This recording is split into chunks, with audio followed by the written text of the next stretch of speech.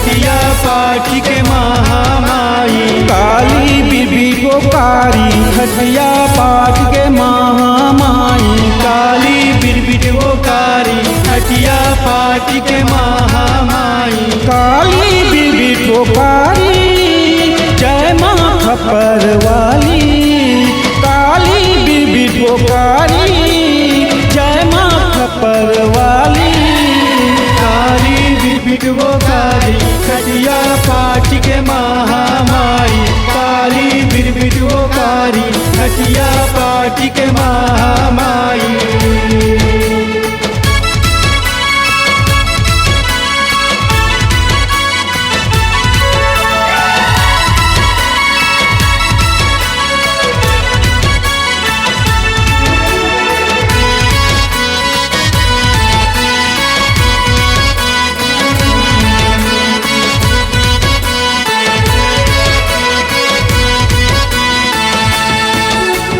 सतयुग माता सती कहाए शिव शंकर के नारी वो दाई। शिव शंकर के नारी वो दाई।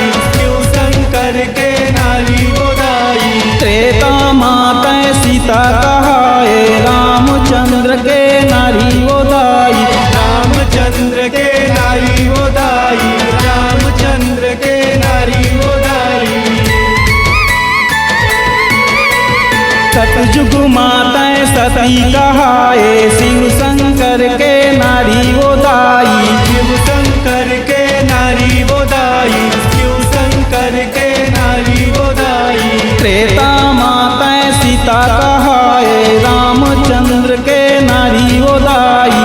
रामचंद्र के नारी वो दाई। रामचंद्र के नारी वो दाई। काली बीबी पुकारी जय माँ खप्पर वाली।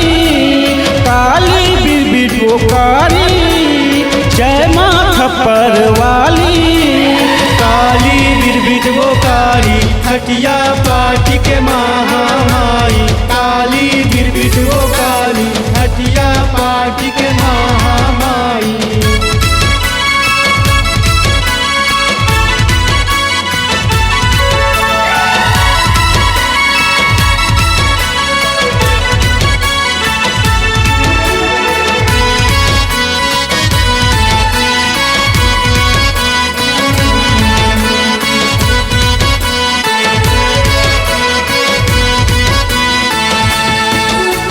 द्वापर माँ द्रौपदी कहाए पांच पांडव के नारी वो दाई। पांच पांडव के नारी वो दाई। पांच पांडव के नारी वो दाई।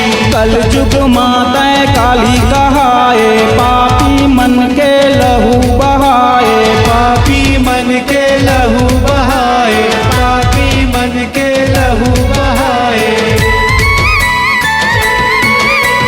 द्वापर माँ द्रौपदी कहाए पांच पांडव के नारी वो दाई। पांच पांडव के नारी वो दाई। पांच पांडव के नारी वो दाई। कलयुग माता काली कहाए पापी मन के लहू बहाए। पापी मन के लहू बहाए।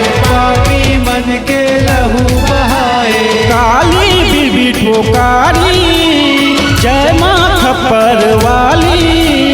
काली बीबी पुकारी जय माँ खप्पर वाली।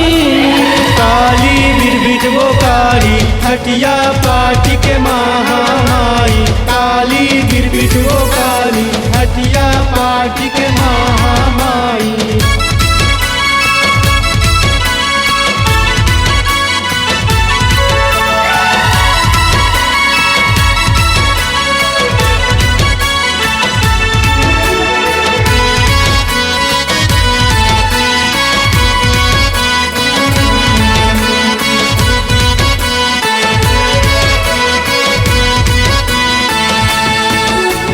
जो भी आखे शरण मतोरे मन इच्छा फल पाथे वो दाई। मन इच्छा फल पाथे वो दाई।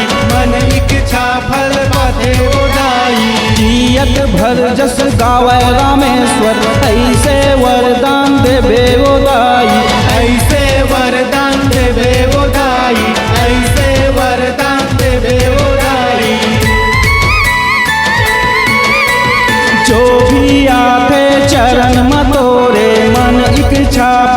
पाथे ओदाई। मन इच्छा फल पाथे ओदाई, मन इच्छा फल पाथे ओदाई। जियत भर जस गावे रामेश्वर, ऐसे वरदान देवे ओदाई।